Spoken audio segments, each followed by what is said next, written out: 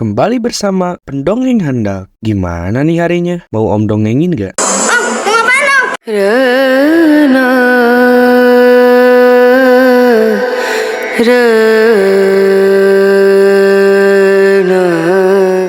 Di awal film, kita diceritakan kembali dengan monster besar bernama Kaiju yang menyerang bumi. Monster itu datang melalui celah yang terhubung ke dimensi lain di dasar Samudra Pasifik. Kaiju itu diutus oleh ras alien bernama Precursors yang ingin memusnahkan seluruh umat manusia dan mendirikan koloni mereka di bumi. Namun, penduduk bumi menolak punah. Manusia melawan dengan menciptakan monster mereka sendiri, sebuah robot besar yang disebut Yeager. Saking besarnya, diperlukan 2 pilot untuk mengendalikannya. Umat manusia yang dipimpin Marshal Striker Pentecost berhasil memenangkan perang dan menutup portal antar dimensi, meski dengan mengorbankan nyawanya sendiri. Ini adalah Jack Pentecost, anak dari Marshal Pentecost. Sekarang adalah 10 tahun semenjak manusia memenangkan perang dan menutup portal antar dimensi. Kaiju tidak pernah kembali. Kota-kota di dunia mulai pulih.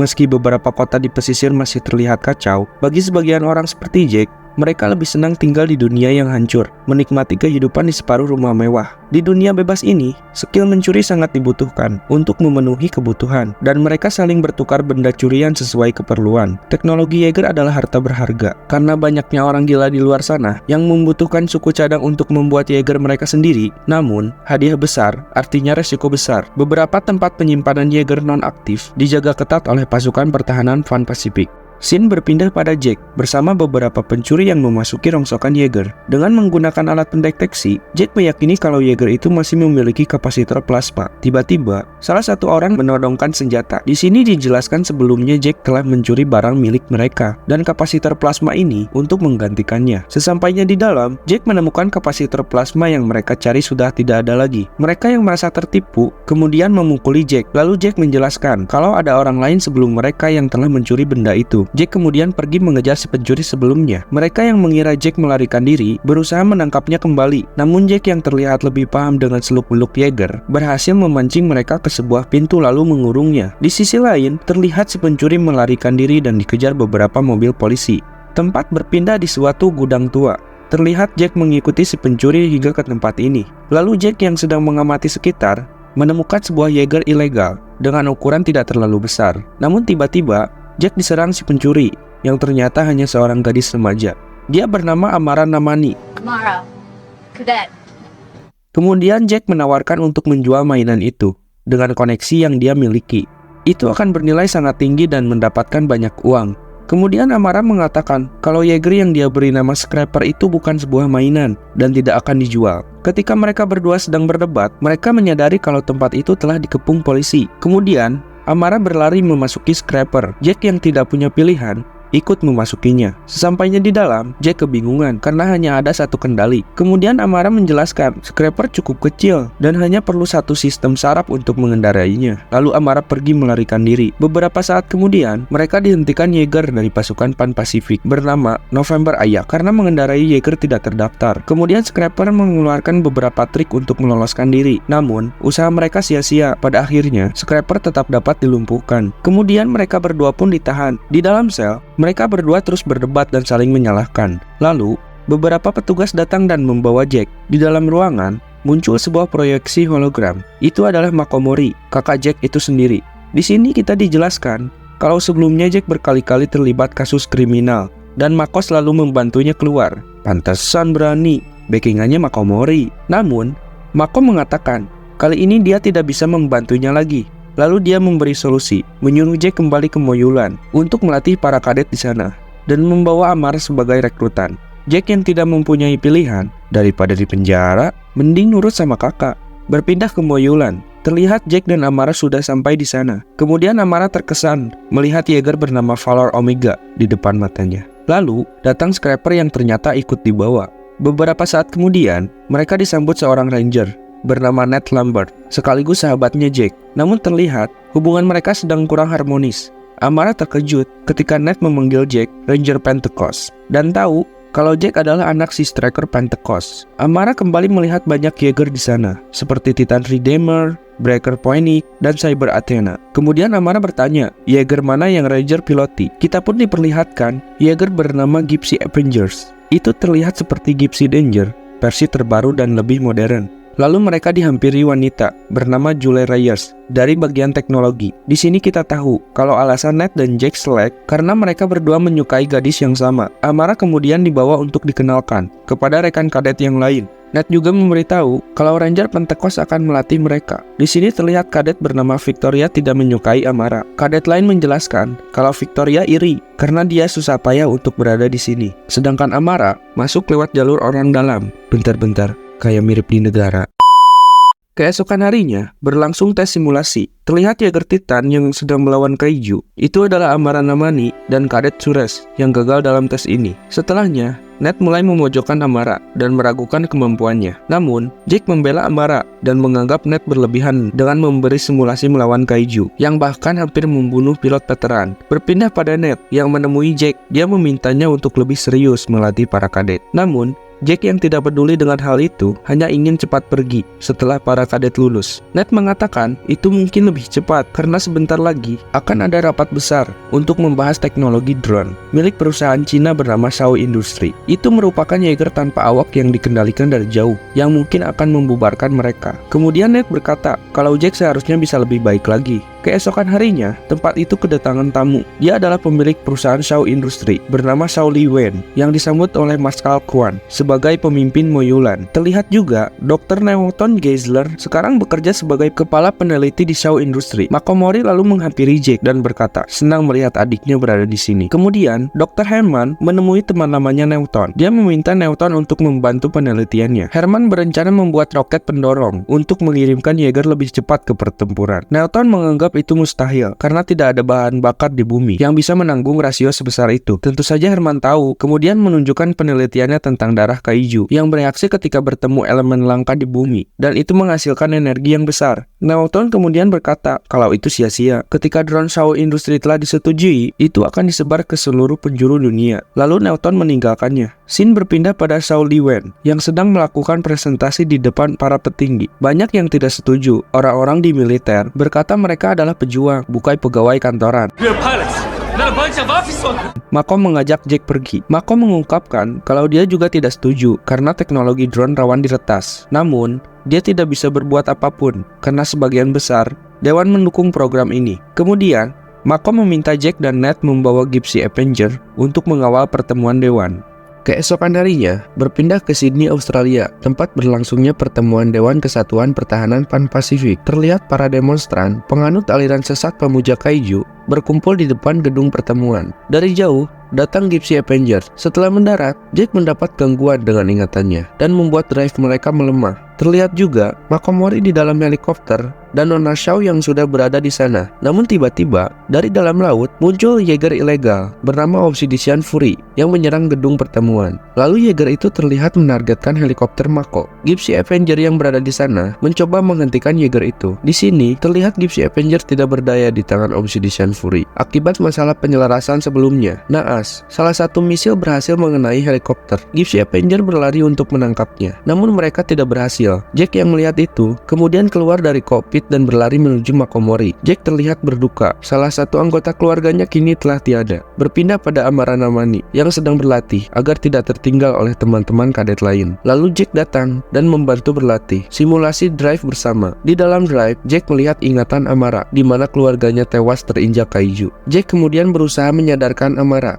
agar tidak terjebak dalam ingatan itu. Jake lalu mencoba menenangkannya. Namun, beberapa saat kemudian, Jake mendapat panggilan untuk berkumpul di lab. Dr. Herman Gottlieb menunjukkan sebuah pesan yang ditinggalkan Makomori sebelum dia jatuh. Terlihat pesan itu membentuk sebuah simbol. Berpindah ke Shaw Industry, Shaw Li Wen meminta Newton untuk melakukan persiapan peluncuran penuh. Akibat serangan Obsidian Fury, para petinggi mengadakan rapat darurat dan menyetujui teknologi drone mereka. Berpindah pada Newton, terlihat dia sedang berbicara dengan seseorang yang dia panggil sayang. Cie. Newton bercerita keluh kesah kehidupan dan tekanan yang sedang dia rasakan. Kalau saran netizen sih cerita ke Nadia Omara, Mas Newton. Namun ketika Newton mendatanginya, ternyata itu merupakan otak Kaiju. Ternyata si Newton ini petisnya sama Kaiju.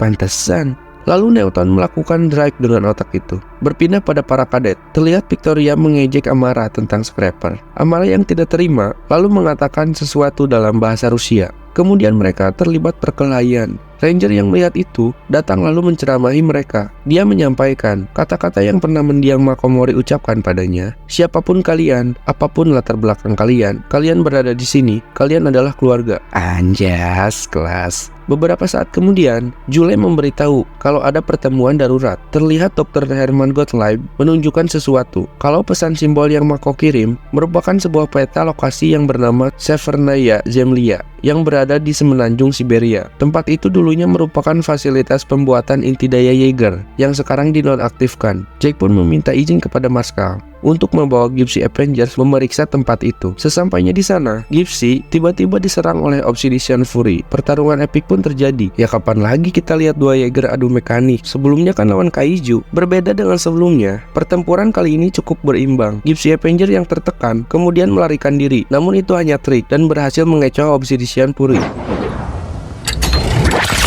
Di sini kita diperlihatkan gaya bertarung yang sebenarnya dari Jack dan Ned. Gypsy Avenger menggila dan berhasil menumbangkan musuhnya dengan mengambil inti daya milik Obsidian Fury. Jack dan Ned yang penasaran siapa orang di balik kokpit, lalu mereka menemukan kalau Obsidian Fury itu dikendalikan oleh otak Kaiju. Kemudian, Dr. Herman mengidentifikasi kalau otak Kaiju ini tidak memiliki tanda radioaktif seperti Kaiju lain. Dia menyimpulkan kalau ini adalah perbuatan manusia. Di sisi lain, Amara mengajak teman-temannya memasuki Obsidian Fury. Ketika berada di dalam, Amara memotong sesuatu yang mengeluarkan cairan asam. Naas, cairan itu mengenai tangan Jinhai. Mereka semua panik dan mencari bantuan. Setelah kejadian itu, Jack menemui Amara, lalu menyampaikan kalau Marskal Quen kecewa atas perilaku mereka yang memasuki Obsidian Fury tanpa izin. Amara pun diberi sanksi dan dikeluarkan dari program ini. Ketika Jack akan pergi, Amara mengatakan kalau Obsidian Fury memiliki teknologi Shaw Industry. Dia tahu karena dulu sering mencurinya untuk membuat scraper. Jack yang mendengar hal itu kemudian menemui Herman dan menugaskannya untuk menemui Newton dan menyelidiki hal ini. Tentu saja karena Newton satu-satunya orang di Shaw Industry yang memahami genetika dari Kaiju. Para kadet terlihat sedih karena Amara pergi, termasuk Victoria yang sekarang sudah berdamai. Di Shaw Industry,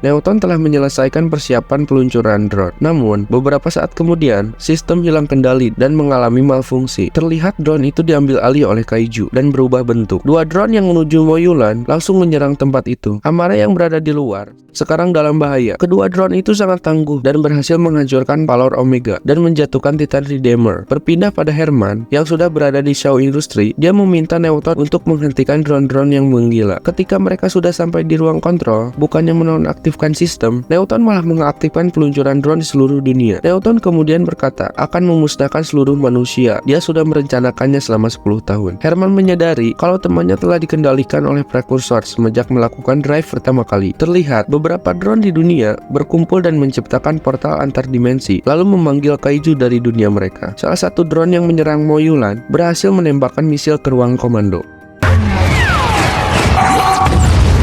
dan menewaskan Marskal yang berada di sana. Di Shaw Industry, Sullivan mencoba menembak Newton, namun dia dihalangi Herman karena Newton hanya dikendalikan prekursor dan dia masih bisa diselamatkan. Namun itu membuat Newton berhasil melarikan diri. Kembali ke Moyulan, kedua drone semakin tak terkendali. Lalu Titan Redeemer yang ternyata masih aktif berhasil menghancurkan salah satunya. Namun drone lain kemudian menginjak kokpit Titan Redeemer dan menewaskan para pilot. Ketika drone itu akan menyerang Jack dan yang lainnya, di sisi lain, Sullivan berhasil menonaktifkan seluruh drone di dunia dan menghentikan portal antar dimensi. Beberapa saat kemudian, Herman mendapat kabar kalau 3 Kaiju lolos dan berhasil menerobos Korea Selatan, pesisir Rusia, dan Laut Cina Timur. 2 kategori 4 dan 1 kategori 5. Oh no, the Russian coast and East China Sea.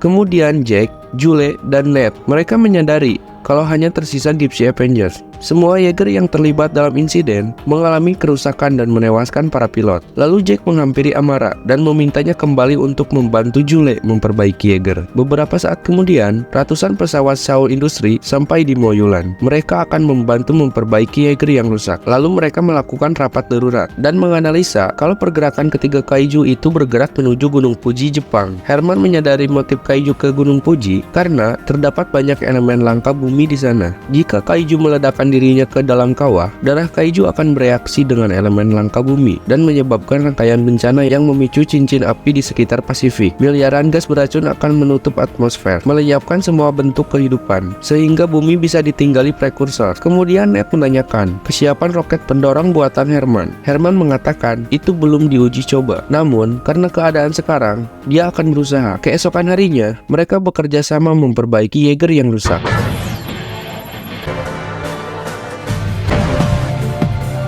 Kemudian, saber Athena, Guardian Bravo, dan Breaker Phoenix berhasil diperbaiki. Lalu Ned mempertanyakan siapa yang akan mengendarai Jaeger tersebut. Kemudian Jack mengatakan mereka memilikinya. Sebelum Jack dan Ned menuju medan perang, Julian memberi mereka masing-masing sebuah kecupan. Lalu Julian meminta agar mereka berdua tidak mati. Setelah mendapatkan itu, mereka berdua menghulung bersama. Ternyata, pilot yang akan dikirimkan adalah Amara dan rekan-rekan kadet lainnya. Sebelum mereka pergi, Jack memberi pidato pembakar semangat ala Pentecost. Ini bukan latihan simulasi. Aku bukan ayahku. Aku bukan pahlawan seperti Riley Beckett dan Mokomori. Tak peduli dari mana kalian berasal, sekarang kita adalah keluarga. Mari bersama-sama menyelamatkan dunia. Kemudian, para kadet memasuki kokpit Jaegernya masing-masing. Amara, Jinhan, dan Victoria menggunakan Blazer Phoenix. Suresh dan Ilya mengendalikan Guardian Bravo. Terakhir, Renata dan Rancy dengan saber Athena. Mereka semua dipimpin oleh Ranger Pentecost dan Ranger Lambert yang menggunakan Gypsy Avengers. Kemudian, mereka semua pergi menggunakan roket pendorong menuju Jepang. Berpindah ke Tokyo, para kaiju itu mulai menyerang dan menghancurkan gedung. Para penduduk yang panik kemudian berlari menuju bunker. Beberapa saat kemudian, para Jaeger yang datang dengan kecepatan tinggi sudah tiba di lokasi. Jack memberikan arahan kalau Gypsy Avenger dan Blazer Phoenix akan menghadapi kaiju kategori 5, sedangkan Cyber Athena dan Guardian Bravo masing-masing menghadapi kaiju kategori 4. Pertempuran dimulai. Ketika Gypsy Avenger menyerang kaiju terbesar, kaiju itu bisa mengembalikan serangannya. Di markas, Herman memberitahu kaiju itu dapat menyerap dan mengembalikan serangan. Gypsy Avengers kemudian menyerang dengan gedung-gedung di sekitarnya. Namun, itu terlihat sia-sia. Kaiju itu terlalu tangguh. Di sisi lain, Cyber Athena sedang tertekan. Lalu datang Blazer Phoenix dan Guardian Bravo membantu. Dan kerjasama mereka berhasil membuat kaiju itu melarikan diri. Terlihat Newton berada di atas gedung Shaw Industry cabang Jepang. Dia mengeluarkan ribuan robot-robot dari dalam gedung. Robot-robot itu menuju ke 3 kaiju, seolah seperti nanorobot bagi kaiju yang menggabungkan 3 kaiju menjadi satu.